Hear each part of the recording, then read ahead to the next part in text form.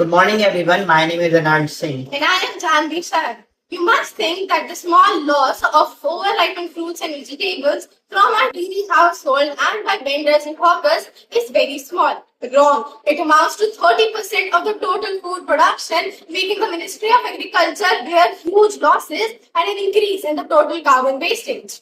To eradicate this problem from the society, we developed the phase one of our Sanjeevani basket, in which an MQ3 sensor and a Arduino microcontroller was installed. The setup detected the alcohol vapor concentration during the spoilage process and alerts us with an alarm.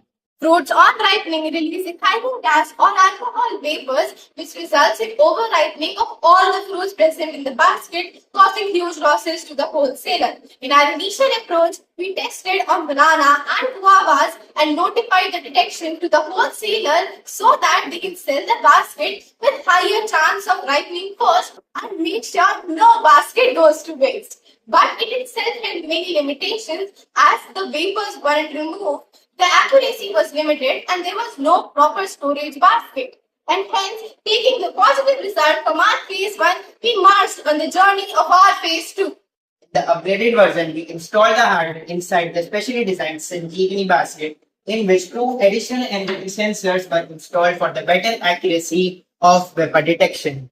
Data logging through ESP32 Wi-Fi helps in the remote monitoring of food in every condition.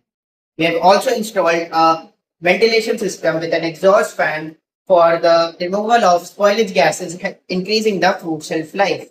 With our curious scientific brains trying to develop a product with zero error or problems left, we are still have a scope for future improvements, like the integration of the specific ethylene sensor, a load or weight sensor with an AI-empowered camera that is directly connected to the mobile app or the dashboard, and a scaling system for large cold storing houses and transport vehicles.